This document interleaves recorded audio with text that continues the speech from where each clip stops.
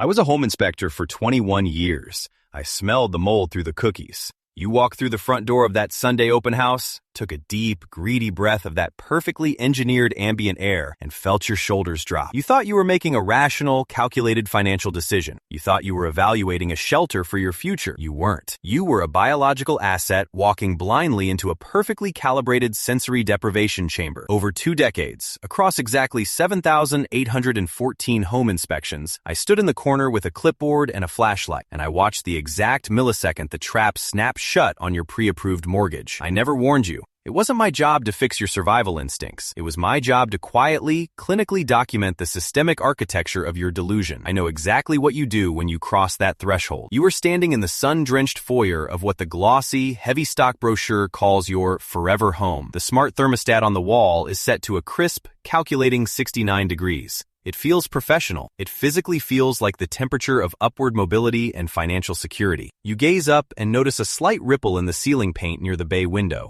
Just a microscopic, barely there wave in the expensive eggshell finish. You immediately tell yourself it's just workmanship character from the 1920s. You are actually doing complex mental gymnastics, calculating exactly how much you can ignore the faint, unmistakable smell of wet drywall simply because those granite countertops are exactly the matte shade of charcoal gray you pin to your mood board at 2 in the morning. You casually tap the baseboard with the toe of your shoe. It feels solid. You are literally lying to your own feet right now to avoid admitting out loud that this entire structure is 3 heavy rainstorms away from sliding into a sinkhole. We built an entire multi-billion-dollar national economic sector on that exact, pathetic internal lie. I watched this exact psychological surrender play out in a 1912 Victorian remodel in Portland just last year. The staging wasn't just furniture placement. It was a masterpiece of biological manipulation. You walk into the kitchen, your pupils dilating, and the air is thick, almost heavy, with a warm vanilla scent profile. It smells like a childhood memory you never actually experienced.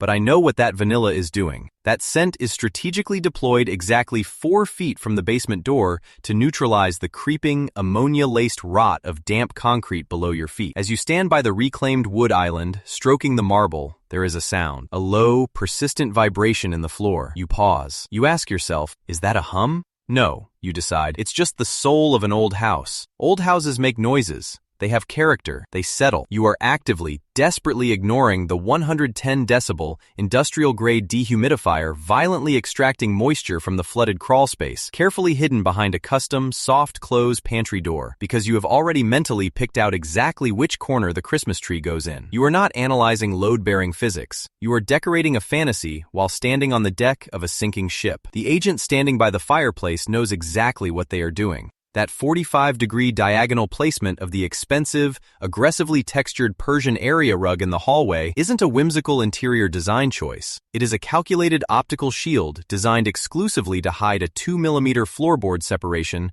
caused by a catastrophic joist failure, and you step right over it, complementing the textiles. During my 21-year tenure, observing thousands of these transactions, the audacity of the cover-ups became an absolute art form. I once watched a flipper, a guy who drove a leased luxury SUV and wore a vest made of recycled water bottles, use automotive body filler and 3 thick coats of high-gloss white spray paint to reconstruct a rotting, load-bearing beam in a dining room. It looked like a painted marshmallow holding up a second story. I stood there, thermal camera in hand, waiting for the buyer to scream. Instead, I watched a young couple, heavily leveraged and pre-approved for $500,000 of non-dischargeable debt, look right at that Bondo sculpted disaster and sign the contract on the hood of their car. Why? Because the Edison bulb light fixtures hanging directly above it were industrial chic. The exact 1.5-second delay in the high-gloss kitchen drawer glide they excitedly tested entirely masked the 3-degree foundation shift that made the drawer stick in the first place. You spent 20 agonizing minutes discussing the geometric pattern of the backsplash tile, but you didn't open the electrical panel a single time. It is a deeply hilarious, pathetic crime. We treat a $600,000, 30-year financial blood oath with less rigorous due diligence than a $12 Amazon toaster, simply because the toaster doesn't feature natural light to trigger your dopamine receptors. The listing agent offering you an artisanal bottled water isn't technically lying to you. In the industry, we call it visual literacy optimization. They aren't hiding the cracks in the foundation. They are curating the focal points so your brain's amygdala doesn't trigger a fight or flight response before the escrow deposit irrevocably clears. They are enhancing the emotional resonance of the architectural narrative. Let's test that visual literacy right now. Think back to that open house you walked through last month, when you went downstairs and saw that fresh, incredibly bright patch of white paint in the far, damp corner of the unfinished basement. What did you actually do? Option 1. You asked the aggressively cheerful agent if there was a previous leak, and you readily accepted, oh, the previous owner said it was just a one-time thing with a weird gutter, as a binding, structural guarantee. Option 2. You walked over, touched it to see if it was still damp, and then wiped your dusty finger on your jeans like you were a gritty, blue-collar detective solving a major crime before moving on to look at the water heater. Option 3.